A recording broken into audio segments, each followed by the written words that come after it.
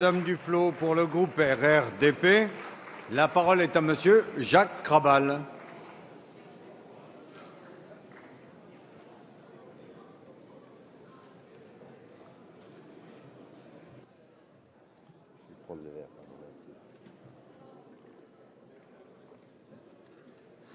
Monsieur le Président, Madame la Ministre, Monsieur le Président de la Commission spéciale, Mesdames et Messieurs les rapporteurs, Mesdames et Messieurs les députés, mes chers collègues, 80 heures d'audition et de débat législatif en commission, 52 heures d'examen en séance publique dans notre hémicycle, de longues journées et de longues nuits de travail, après un parcours, même s'il faut le reconnaître, pour le moins chaotique. Madame la Ministre, c'est un texte validant des compromis importants et des sujets essentiels que vous proposez au vote de notre Assemblée.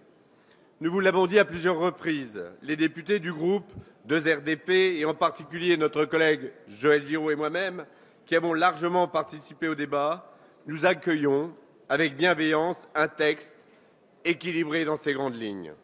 Que ce soit sur la décarbonation de notre économie et sur la baisse de notre dépendance aux hydrocarbures, sur la croissance verte et les 100 000 emplois potentiels induits, sur la préservation de notre environnement, avec notamment des progrès sur la mobilité douce et la rénovation thermique, ou encore sur la lutte contre les gaz à effet de serre, nous partageons ces grandes orientations.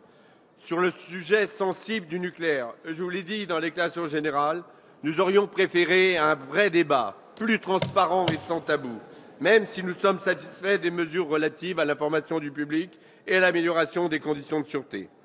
En séance, nous regrettons la stratégie stérile d'obstruction et d'épuisement du temps législatif programmé, poursuivie jusqu'à l'absurde par certains de nos collègues.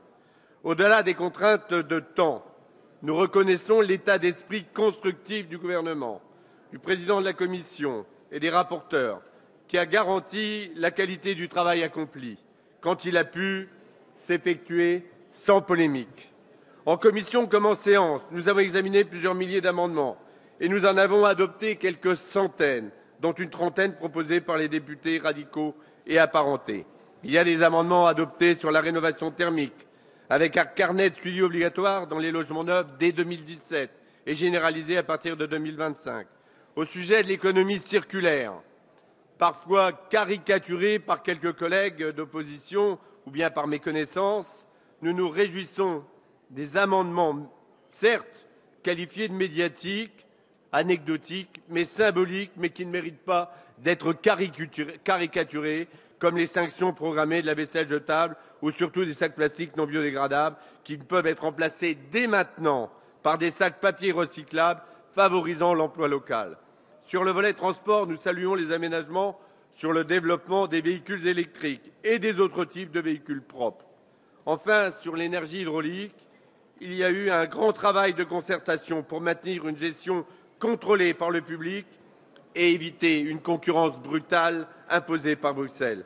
Sur les 30 ou 40 amendements radicaux adoptés ou satisfaits, certains d'entre eux ont nettement enrichi le texte. Par exemple, nous avons redonné du sens au beau mot de sobriété, trop souvent lui aussi caricaturé, compris comme un synonyme de décroissance. L'énergie, mes chers collègues, la moins chère, c'est l'énergie que nous ne consommons pas.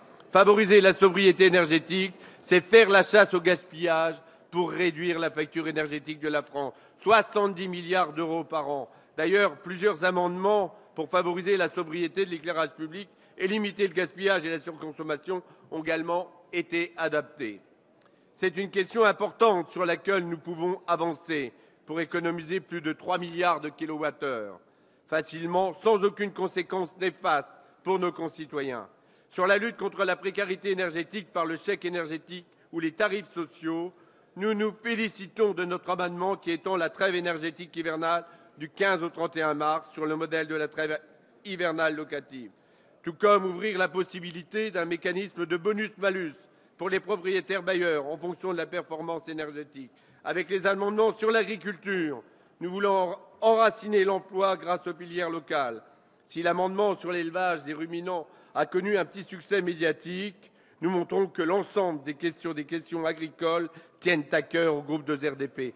Enfin, Concernant le vélo, une alliance transpartisane nous a permis d'adopter des amendements instaurant différentes obligations et incitations pour favoriser son usage. Nous nourrissons aussi des regrets, par exemple, sur les certificats d'économie d'énergie ou encore sur la lutte contre le gaspillage alimentaire. Notre Assemblée a été encore trop timide. Madame la ministre, au final, c'est un texte plutôt équilibré qui est sorti de nos débats. S'il ne règle pas tous les problèmes, il permet de réelles avancées, notamment pour concilier les exigences de maintien et de création d'emplois avec la croissance verte et la nécessité de préservation de notre environnement. C'est dans cet état d'esprit positif, animé par la volonté d'une participation constructive, que le groupe de RDP votera ce texte. Merci.